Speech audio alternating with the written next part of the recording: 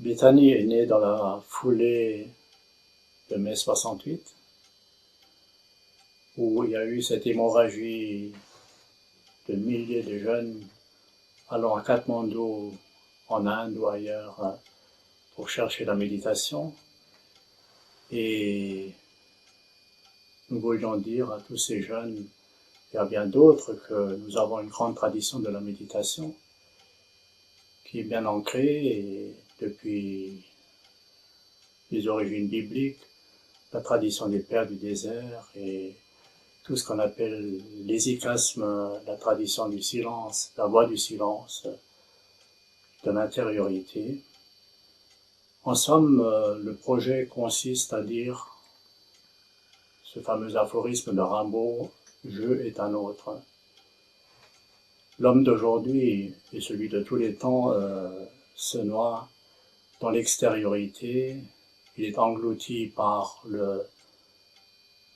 l'horizontalité animale, par l'existentiel, il s'identifie à la périphérie extérieure, alors qu'il s'agit de sauter hors de cette vieille vie pour découvrir qu'au fond de soi, il y a ce tout autre, et que vivre dans cet enracinement profond est une plénitude, une joie qui n'est pas liée aux circonstances, aux événements. En général, nous sommes heureux parce qu'il y a un événement heureux, ou malheureux parce qu'il y a un événement malheureux. C'est-à-dire, c'est très lié aux circonstances de la vie, à l'extériorité. Et on courbe les chines parce qu'on ne sait plus ce qui va arriver demain ou tout à l'heure. Alors qu'il gît au fond de nous une dimension non conditionnée, la dimension céleste, celle du cœur. La profondeur. La profondeur, l'intériorité, peu importe, les mots sont multiples et tous les mots ne sont qu'une approche pour dire ce que finalement on ne peut plus dire. Ce que les anciens pères appellent l'apophatisme, ce n'est pas ça, ce n'est pas ça, ce n'est pas ça. Et on découvre que ce silence dont on parle est finalement une grande majuscule, c'est une présence qui échappe à toute formulation et qui nous invite à l'expérience, donc qui propose par cette expérience à l'homme un chemin. Et quand on dit chemin, on dit étape de croissance, de découverte, qui fait que l'ordinaire peut devenir extraordinaire. Oui, ce qu'on désire aujourd'hui encore, et ce qu'on a toujours désiré, c'est proposer un chemin de transformation, un chemin de mutation, ce que beaucoup appellent le passage du psychologique à l'ontologique, devenir vraiment des êtres conscients. Parce que la crise qui traverse le monde, qui traverse depuis toujours, mais cette crise aujourd'hui qui est quand même profonde, c'est vraiment c'est pas du tout une crise économique, absolument pas. C'est vraiment une crise des consciences. Et là, la méditation joue un grand rôle. Alors, peut-être dire un petit peu ce que c'est que la méditation.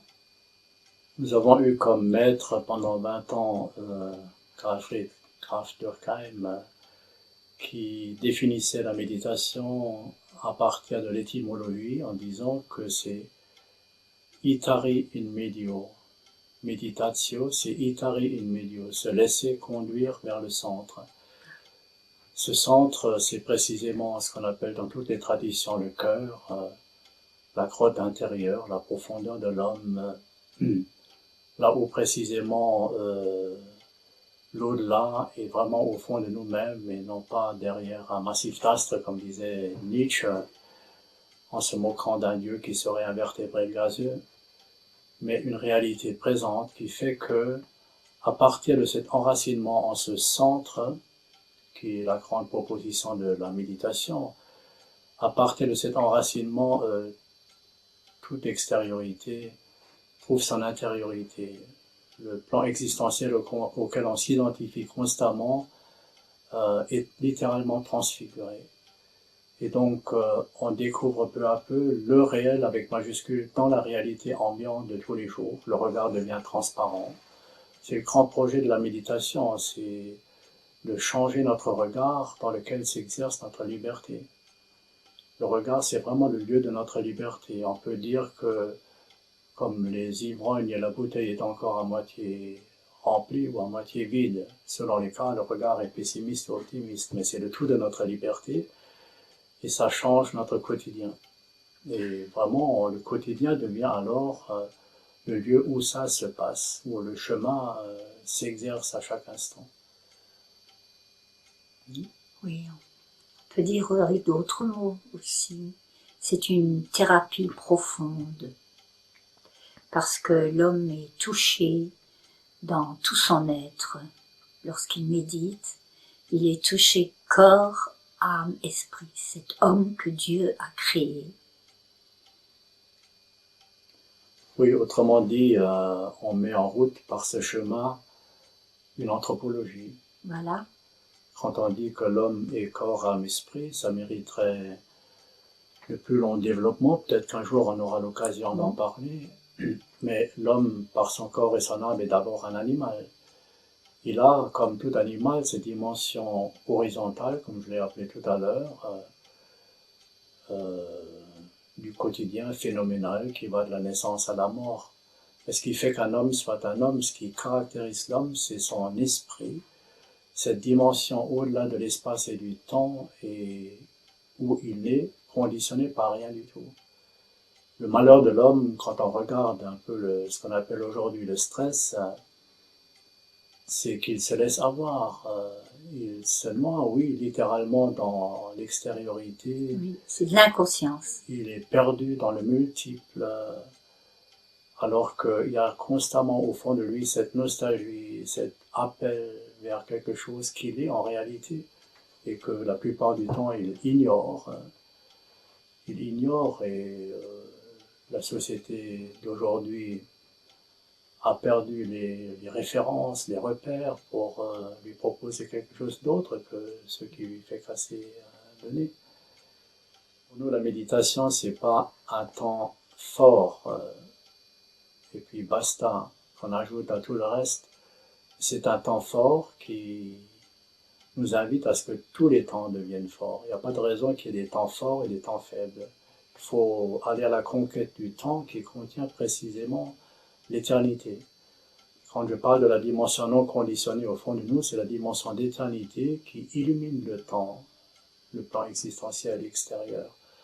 Ce qui fait que le moment de la méditation est un apprentissage pour que on induise une attitude méditative à travers tout le quotidien. Je peux tout faire, n'importe quoi, dans une attitude méditative, dans un recueillement extrême, ou au contraire, happé par le dehors, et me noyer dans le multiple. C'est ça, la grande rupture de l'homme avec lui-même et avec Dieu, c'est de se noyer dans le multiple, alors qu'il est un, comme Dieu est un, il est à son image.